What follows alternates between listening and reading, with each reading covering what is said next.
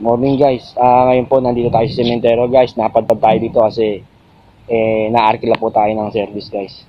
Ngayon po na po ako sa lilinisin namin guys.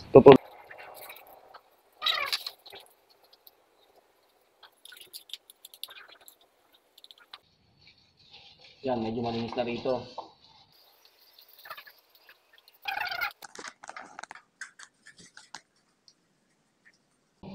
Isang pagita para i-edit na namin.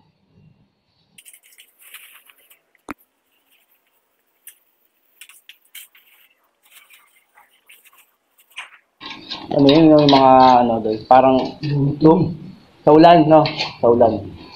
Kaya nagkaroon ng ganyan din. Dito sa saan? Sosa. Natatanggal sa sosa. Ano mo na mo?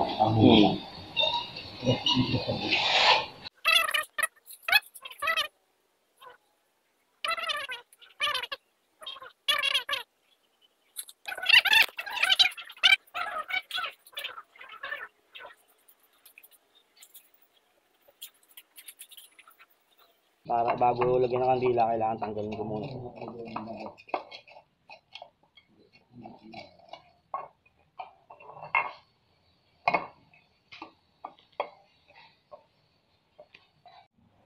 Okay guys, malinis na po yung nicho guys.